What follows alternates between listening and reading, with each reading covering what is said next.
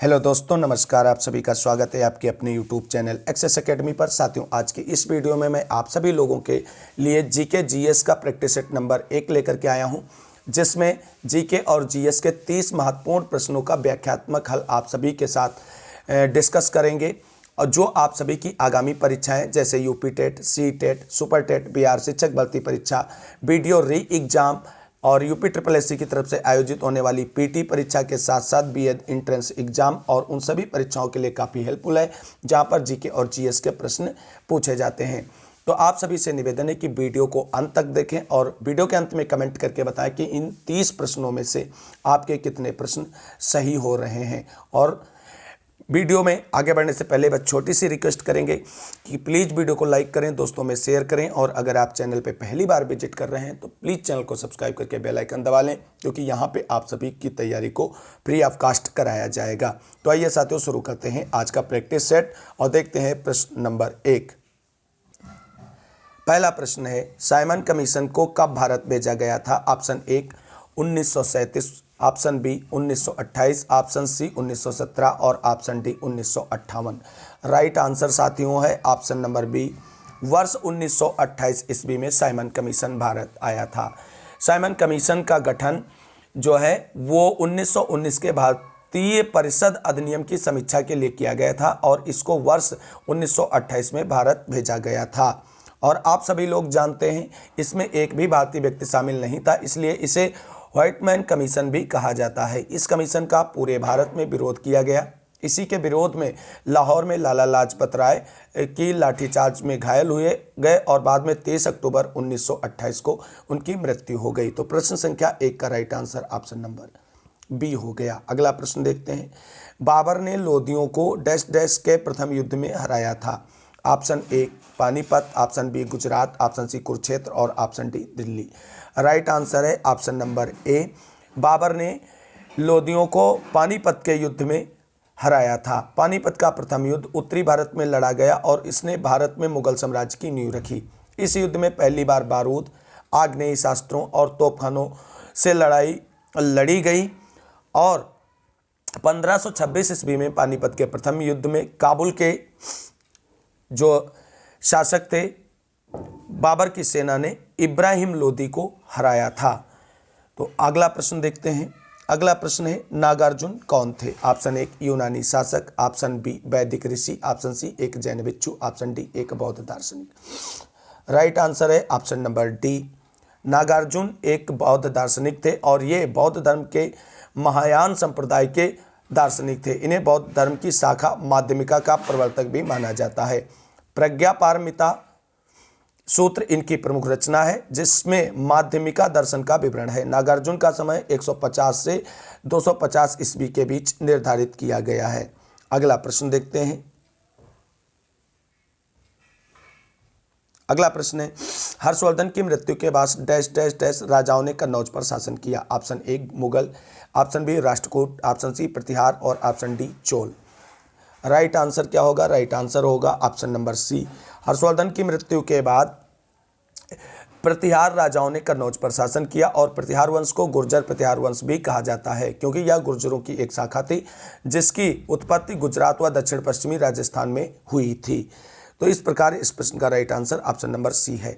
अगला प्रश्न है, स्वतंत्र भारत के प्रथम भारतीय व अंतिम गवर्नर जनरल कौन थे? Option A Chakravarti Rajagopalachari, option B Lord Mountbatten, option C Narasimhachari, option D Ramaswamy C R. Right answer होगा ऑप्शन नंबर ए, स्वतंत्र भारत के प्रथम भारतीय व अंतिम गवर्नर जनरल चक्रवर्ती राजगोपालाचारी थे और चक्रवर्ती राजगोपालाचारी 21 जून 1948 से 26 फरवरी 1950 तक भारत के गवर्नर जनरल के पद पर आसीन रहे। वह स्वतंत्र भारत के पहले और अंतिम गवर्नर जनरल थे। उन्हें राजा जी भी कहा जाता है। अगला प्रश्न देखते हैं। अगला प्रश्न है, निम्नलिखित में से किस आंदोलन से 1857 ईस्वी के प्रथम स्वतंत्रता संग्राम के बाद पहली बार ब्रिटिश राज की नींद तक उड़ गई थी? ऑप्शन 1 स्वदेशी आंदोलन, option B home rule league आंदोलन, ऑप्शन सी रॉलेट सत्याग्रह और ऑप्शन डी असहयोग आंदोलन। राइट आंसर होगा ऑप्शन नंबर डी असहयोग आंदोलन। 1857 के प्रथम स्वतंत्रता आंदोलन के पश्चात असहयोग आंदोलन ने पहली बार अंग्रेजों की नींद तक उड़ा दी थी।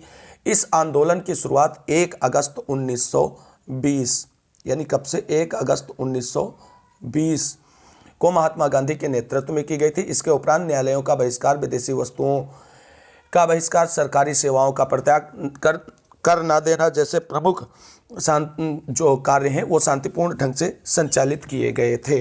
अगला प्रश्न देखते हैं। अगला प्रश्न है, निम्नलिखित में से कौन सी सिफारिश हंटर कमीशन द्वारा की गई थी? ऑप्शन ए, कॉलेज और यूनिवर्सिटी स्तर पर नागरिक शिक्षा का परिचय। ऑप्शन बी, संगठित सीनेट प्रणाली के लिए नए विनिमय। ऑप्शन सी, उच्च शिक्षण से राज्य सहायता के क्रमिक निकासी। और ऑप्शन डी, स्त्री शिक्षा। तो राइट आंसर होगा option number D, Hunter commission के द्वारा जो है स्त्री शिक्षा की सिफारिश की गई थी। अगला प्रश्न देखते हैं। अगला प्रश्न है, निम्नलिखित में से कौन सा प्रसिद्ध वाक्य एक अनियंत्रित कलम नष्ट करने की सेवा करती है के लिए जाना जाता है? ऑप्शन एक, Leo Tolstoy. Option B, John Ruskin. Option C, Mahatma Gandhi. और option D, Swami Vivekananda. Right answer होगा option number C, Mahatma Gandhi. अगला प्रश्न देखते हैं। वर्ष 1930 तक कांग्रेस ने हिंदुस्तानी को राष्ट्रभाषा के रूप में स्वीकार कर लिया था। हिंदुस्तानी डैश डैश का मिश्रण है। ऑप्शन एक, ए है संस्कृत और हिंदी। ऑप्शन बी, हिंदी और उर्दू। ऑप्शन सी, संस्कृत और उर्दू। ऑप्शन डी, संस्कृत, हिंदी और उर्दू। तो right answer option number B होगा, हिंदी और उर्दू। भारतीय राष्ट्रीय कांग्रेस की स्थापना जो है 28 दिसंबर 1885 को बॉम्बे के गोकुल दास तेजपाल संस्कृत महाविद्यालय में हुई थी और इसके प्रथम अध्यक्ष बिमलेश चंद्र बनर्जी थे। तो आपको बता दें, ये कांग्रेस से जुड़ी हुई महत्वपूर्ण फैक्ट यहाँ पे आप सभी के साथ डिस्कस कर दिए। अब बात कर लेते हैं होम रूल लीग आंदोलन से जुड़ा हुआ अगला प्रश्न। अगला प्रश्न है प्रश्न संख्या 10। प्रश्न है, होम रूल लीग आंदोलन डैश डैश डैश द्वारा शुरू किया गया था? ऑप्शन एक, Vivekananda. Option B, sister Nivedita. Option C, M.K. Gandhi. और option D, Annie Besant. Right answer option number D होगा। होम रूल लीग आंदोलन जो है एनी बेसेंट के द्वारा शुरू किया गया था। वहीं होम रूल लीग आंदोलन एनी बेसेंट द्वारा वर्ष 1916 में आरंभ किया गया था। इस आंदोलन को आयरिश होम रूल लीग के मॉडल पर चलाया गया। इसका मुख्यालय मद्रास में स्थापित था। वहीं आपको बता दें होम रूल लीग के बारे में और महत्वपूर्ण जानकारी। होम रूल लीग का मुख्य उद्देश्य भारतीयों को होम रूल अर्थात स्वशासन के वास्तविक अर्थ से परिचित कराना था। जॉर्ज अरुंडेल इस लीग के सचिव थे। इस लीग की दूसरी शाखा बाल गंगाधर तिलक द्वारा पुणे में स्थापित की गई थी। अगला प्रश्न है, पीवीसी किसके निर्माण में प्रयोग किया जाता है? ऑप्शन एक है ए, प्रसाधन। Option B, non stick kadhai. Option C, tyre. और ऑप्शन डी, प्लास्टिक के pipe. Right answer option number D होगा। पीवीसी का प्रयोग प्लास्टिक के पाइपों के निर्माण में किया जाता है। अगला प्रश्न है, निम्नलिखित में से किस नदी का उद्गम अरावली की पहाड़ियों से नहीं है? ऑप्शन एक, साहिबी नदी। ऑप्शन बी, बेड़च नदी। ऑप्शन सी, दोहन नदी। और ऑप्शन डी, चिनाब नदी। राइट आंसर होगा ऑप्शन नंबर डी, चेनाब नदी का उद्गम स्थल जो है अरावली की पहाड़ियां नहीं है। अरावली पहाड़ियां भारत की प्राचीनतम पहाड़ियां मानी जाती हैं और अरावली की पहाड़ियां राजस्थान राज्य में स्थित है। अरावली पहाड़ियों से माही, लूनी, साहिबा, दोहन, बेड़च और आदि नदियों का उद्गम होता है। अगला प्रश्न देखते हैं। अगला प्रश्न है, नीचे कुछ ताजे पानी के जल निकाय दिए गए हैं, इन्हें अधिकतम से न्यूनतम जल की मात्रा में व्यवस्थित कीजिए और सही कूट का चयन कीजिए। तो आप सभी लोग देख सकते हैं, ऑप्शन ए है आइस कैप भौमजल नदी। ऑप्शन बी नदी आइस कैप भौमजल। ऑप्शन सी भौमजल आइस कैप नदी। ऑप्शन डी नदी भौमजल और आइस कैप। तो राइट आंसर होगा इसका option number A, ice cap भौमजल और नदी। ये जो है सही क्रम में व्यवस्थित है। अगला प्रश्न है, इस द्वीप समूह के द्वीप में पूर्वी तट पर असमेकित गोलास्मो, रोड़े, बंटियां, कंकड़ों से बने तूफानी समुद्री किनारे हैं। या किस द्वीप को संदर्भित करता है? ऑप्शन एक, अंडमान निकोबार। ऑप्शन बी, मन्नार की खाड़ी। ऑप्शन सी, कच्छ का रण। और ऑप्शन डी, लक्षद्वीप और मिनिकॉय। राइट आंसर होगा ऑप्शन नंबर बी, मन्नार की खाड़ी को ये प्रदर्शित करता है। अगला प्रश्न देखते हैं।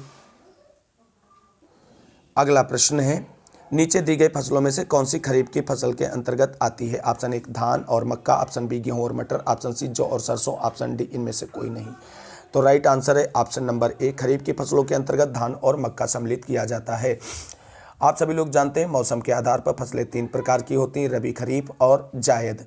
खरीफ की फसलें मुख्यतः वर्षा ऋतु पर आधारित फसलें होती हैं जो जून जुलाई में बोई जाती हैं और अक्टूबर नवंबर में काट ली जाती हैं। खरीफ की फसलों को अधिक पानी और अधिक तापमान की आवश्यकता होती है। खरीफ फसलों के अंतर्गत मुख्य रूप से धान, मक्का, गन्ना, ज्वार, बाजरा, कपास तथा जूट आदि फसलों को सम्मिलित किया जाता है। अगला प्रश्न है, ग्रामीण लोगों का प्राथमिक व्यवसाय क्या है? ऑप्शन ए है टोकरी बनाना, ऑप्शन बी तेल निकालना, ऑप्शन सी सूत काटना, ऑप्शन डी कृषि। राइट आंसर होगा ऑप्शन नंबर डी, ग्रामीण लोगों का प्राथमिक व्यवसाय कृषि है। अगला प्रश्न देखते हैं, सीडीपी का मुख्य लक्ष्य क्या है? ऑप्शन एक, ग्रामीण समुदाय का चौमुखी विकास और कल्याण, ऑप्शन बी है ग्रामीणों को आत्मनिर्भर और प्रगतिशील बनाने के लिए, ऑप्शन सी है एक और कृषि के आधुनिकीकरण और दूसरे कुटीर उद्योगों के विकास के लिए, ऑप्शन डी उपयुक्त सभी। राइट आंसर है ऑप्शन नंबर डी। 17 नंबर प्रश्न का right answer option number D होगा, उपरोक्त सभी। सीडीपी यानी कम्युनिटी डेवलपमेंट प्रोग्राम का मुख्य उद्देश्य ग्रामीण समुदाय का चौमुखी विकास और कल्याण करना है, साथ ही ग्रामीणों को आत्मनिर्भर एवं प्रगतिशील करना भी है। इसके अतिरिक्त ग्रामीण क्षेत्रों में कृषि आधुनिकीकरण एवं कुटीर उद्योगों को प्रोत्साहित करना है ताकि ग्रामीण समुदायों के लिए रोजगार के अवसर सृजित किए जा सके। अब देखते हैं अगला प्रश्न। अगला प्रश्न है, पहली कृषि संगणना कब हुई थी? Option A 1970-71, option B 1985-86, option C 1995-96, option D 1981-82। Right answer होगा ऑप्शन नंबर ए, पहली कृषि संगणना 1970-71 में हुई थी। अगला प्रश्न देखते हैं। अगला प्रश्न है, रानी की वाव जो 100 रुपये के नोट पर छपी है वह किस राज्य से में स्थित है? Option A Orissa, option B Madhya Pradesh, option C Gujarat और option D Andhra Pradesh. Right answer है option number C Gujarat. Rani ki Vav जो कि 100 रुपये के नोट पर छपी वह भारत के गुजरात राज्य के पाटन शहर में सरस्वती नदी के किनारे स्थित है। इसे 1940 में खोजा गया तथा 1980 के दशक में भारतीय पुरातत्व सर्वेक्षण द्वारा बहाल किया गया। इसे वर्ष 2014 में यूनेस्को की जो विश्व धरोहर स्थलों के रूप में सूचीबद्ध किया गया है। अगला प्रश्न है, एकीकृत जीएसटी किसके द्वारा संग्रहित होता है? ऑप्शन ए राज्य सरकार, ऑप्शन बी केंद्र सरकार, ऑप्शन सी राज्य और सरकार और केंद्र सरकार दोनों, और ऑप्शन डी उपरोक्त में से कोई नहीं। राइट आंसर होगा ऑप्शन नंबर बी केंद्र सरकार। एकीकृत जीएसटी जो है वो केंद्र सरकार के द्वारा संग्रहित की जाती है। अगला प्रश्न देखते हैं। अगला प्रश्न है, भारत के उपराष्ट्रपति के पद पर लगातार 2 बार कौन रहा है? Option A doctor S Radhakrishnan, option B Shri R Venkataraman, option C है doctor Shankar Dayal Sharma, option D Shri B Giri. Right answer आपका होगा option number A, doctor S Radhakrishnan यानी सर्वपल्ली राधाकृष्णन जो है वो भारत के उपराष्ट्रपति पद के पर लगातार 2 बार रहे हैं और उपराष्ट्रपति के रूप में इनका कार्यकाल वर्ष 1952 से 62 तक रहा है। अगला प्रश्न देखते हैं, भारत के संविधान में कितने मूलभूत कर्तव्य निहित हैं? अगला प्रश्न है option A 11, option B 12, option C 9 और ऑप्शन डी 13। राइट आंसर होगा ऑप्शन नंबर ए। वर्तमान में अनुच्छेद 51 का के अंतर्गत मौलिक कर्तव्यों की कुल संख्या 11 है। 11वां मूल कर्तव्य अनुच्छेद 51 का टा के अंतर्गत 86वें संविधान संशोधन अधिनियम 2002 द्वारा जोड़ा गया। भारत के संविधान में प्रारंभ में नागरिकों के मूल कर्तव्यों का उल्लेख नहीं था। इन्हें वर्ष 1976 ईस्वी में कांग्रेस द्वारा सरदार स्वर्ण सिंह समिति की सिफारिश पर सम्मिलित किया गया था और जब सम्मिलित किया गया था तो मूल कर्तव्यों की संख्या 10 थी, लेकिन वर्तमान में मूल कर्तव्यों की संख्या 11 है। अगला प्रश्न है, भारतीय संविधान की कौन सी अनुसूची आदिवासी क्षेत्रों के लिए प्रावधान करती है? ऑप्शन ए पहली और दूसरी, ऑप्शन बी छठी और सातवीं, ऑप्शन सी 11वीं और 12वीं, ऑप्शन डी 5वीं और छठी। राइट आंसर होगा ऑप्शन नंबर डी, 5वीं और 6वीं अनुसूची जो भारतीय संविधान की है वो अनुसूची जो है आदिवासी क्षेत्रों के लिए प्रावधान निर्गत करती है। आप सभी को बता दें भारतीय संविधान में कुल 12 अनुसूचियां दी गई, उसी के अंतर्गत 5वीं और 6ठी अनुसूची आदिवासी क्षेत्रों से प्रावधान से संबंधित है। अगला प्रश्न देखते हैं। अगला प्रश्न है, संविधान का वह अनुच्छेद जो जम्मू कश्मीर को विशेष राज्य का दर्जा देता था? Option A 370, option B 382, option C 371 और ऑप्शन डी 372। राइट आंसर होगा ऑप्शन नंबर ए। भारतीय संविधान के अनुच्छेद 370 द्वारा जम्मू कश्मीर को विशेष राज्य का दर्जा दिया गया था, जिसे भारत सरकार द्वारा 5 अगस्त 2019 को संसद में एक प्रस्ताव पारित कर जम्मू कश्मीर राज्य से संविधान का अनुच्छेद 370 हटा करके राज्य का विभाजन करके जम्मू कश्मीर एवं लद्दाख नामक 2 केंद्र शासित प्रदेशों में गठन कर दिया गया और वर्तमान में यह 31 अक्टूबर 2019 से लागू भी है। अगला प्रश्न, निम्नलिखित में से कौन संविधान सभा के एक सदस्य थे? Option A Motilal Nehru, option B B R Ambedkar, option C Frank Anthony, option D M K Gandhi. साथियों आप सभी को बता दें महात्मा गांधी संविधान सभा के सदस्य नहीं थे, ये चीज़ ध्यान रखना है और ये बहुत बार इस तरीके से प्रश्न पूछा गया है।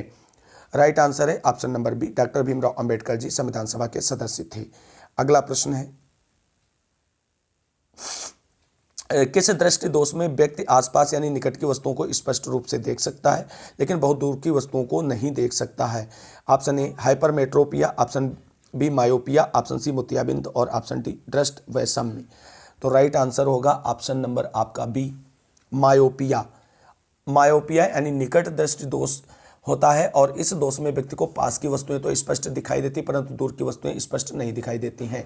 इस दोष में नेत्र का दूरबिंदु अनंत पर न होकर कम दूरी पर आ जाता है। इस दोष को दूर करने के लिए अवतल लेंस का प्रयोग किया जाता है। अगला प्रश्न है, निम्नलिखित में से किसमें अर्धसूत्री विभाजन होता है? ऑप्शन ए तनापुंग शीर्ष, ऑप्शन बी परागकण, ऑप्शन सी पुंकेसर और ऑप्शन डी मूल शीर्ष। राइट आंसर है ऑप्शन नंबर सी, पुंकेसर में अर्धसूत्री विभाजन होता है। अगला प्रश्न है, तरल पदार्थ की तुलना में ठोस पदार्थों में परमाणुओं का व्यवस्थापन किस प्रकार होता है? ऑप्शन ए दूर दूर होते हैं, ऑप्शन बी बारीक से नहीं बंधे होते हैं, ऑप्शन सी बहुत बारीक से बंधे होते हैं, ऑप्शन डी कम बारीक से बंधे होते हैं। राइट आंसर आपका हो जाएगा ऑप्शन नंबर सी। अगला प्रश्न देखते हैं। अगला प्रश्न है, गेहूं की बेकिंग गुणवत्ता डैश डैश डैश के कारण होती है? Option A glutenin, option B gluten, option C glutenic अम्ल, ऑप्शन डी इनमें से कोई नहीं। तो राइट आंसर होगा ऑप्शन नंबर ए, ग्लूटेनिन के कारण जो है गेहूं की बेकिंग गुणवत्ता होती है। अगला प्रश्न और आज के वीडियो का अंतिम प्रश्न है, 1 लीटर पानी में कितनी कैलोरी होती है? Option A 25 calorie, option B 100 calorie, option C कोई कैलोरी नहीं होती है और ऑप्शन डी 10 कैलोरी। तो इस प्रश्न का राइट आंसर होगा ऑप्शन नंबर सी, 1 लीटर पानी में कोई कैलोरी नहीं होती, क्योंकि कैलोरी ऊर्जा की इकाई होती है और पानी को लीटर में मापते हैं तथा लीटर में कैलोरी की कोई मात्रा नहीं होती है। तो साथियों, ये थे जीके जीएस के 30 महत्वपूर्ण प्रश्नों का प्रैक्टिस सेट नंबर 1, जिसमें मैंने आप सभी के साथ इन 30 प्रश्नों की व्याख्यात्मक हल के साथ संपूर्ण सॉल्यूशन प्रस्तुत किया है। उम्मीद करते हैं ये आपकी आगामी परीक्षाएं जैसे UP TET, C TET, super TET, Bihar शिक्षक भर्ती परीक्षा, UP SSC PT exam, BEd entrance exam के साथ साथ 18 और 19 जून को होने वाले वीडियो री एग्जाम परीक्षा के लिए काफ़ी हेल्पफुल रहेंगे। अगर आप सभी को वीडियो अच्छी लगी है तो वीडियो को लाइक करें, दोस्तों में शेयर करें और चैनल को सब्सक्राइब करें। वीडियो में किसी प्रकार के सुझाव या आपकी कोई क्वेरी है तो आप कमेंट करके पूछ सकते हैं। आप सभी के सुझावों का हमेशा स्वागत रहेगा। मिलते हैं अगली वीडियो में नेक्स्ट प्रैक्टिस सेट के साथ। तब तक के लिए सभी साथियों को जय हिंद, जय भारत, वंदे मातरम। आप सभी साथियों का दिन शुभ हो।